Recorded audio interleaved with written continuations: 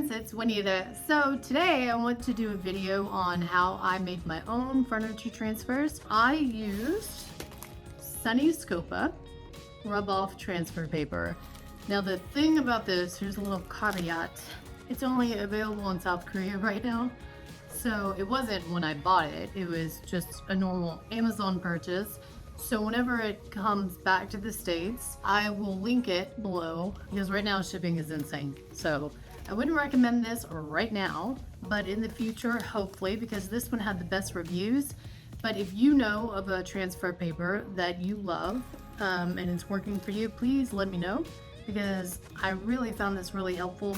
If you love working with transfers like I do, you know that it's so fun, but it can also be really expensive really quickly. That was the reason I wanted to experiment and try to make my own, but also I wanted to customize a gift for my in-laws for this past Christmas.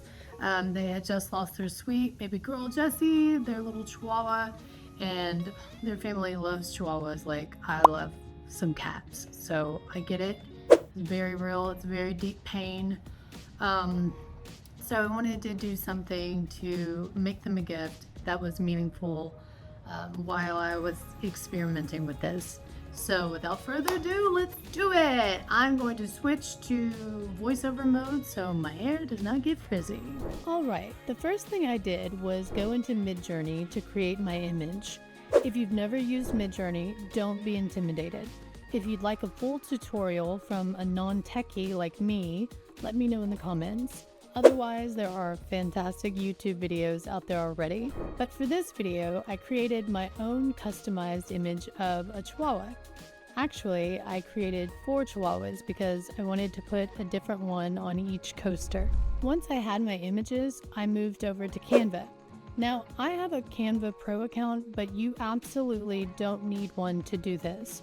I used Canva to customize the size of the images, and then I laid the 4 images onto an 8.5 by 11 inch document because that's the size of my Sunnyscopa transfer paper. Now, if you're only creating 1 image, that will make it even easier for you to format it on your paper. Next, I got these wooden coasters at Hobby Lobby. I painted them white to make sure the images would pop. I'm not sure if it made a huge difference, but it definitely made the edges look more polished and finished. I found Sunnyscopa's transfer paper to be really easy to work with. I did have a few mess ups where the paper couldn't be separated from the adhesive page for some reason, but overall it worked really well. If you've used another transfer paper you love, let me know in the comments, and I'll be sure to add a link when these become more available in the US. With Sunnyscopa transfer paper, one side is textured. It's rougher than the other side. The rough side is the side you want to make sure you print on. Another important detail because of how the transfer paper works, all images will be flipped from left to right.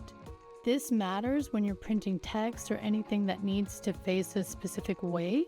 So, for example, if your Chihuahua is facing left in your original image, it will end up facing right in the final result. Your text will end up being backwards.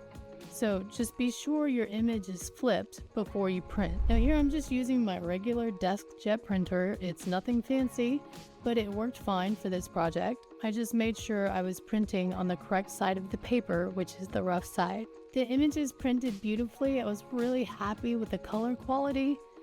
And so next I just grabbed the adhesive sheets that come with the Sunnyscopa. Now this stuff is super sticky, so once you place it, it is not moving. So be sure to take your time and align it carefully.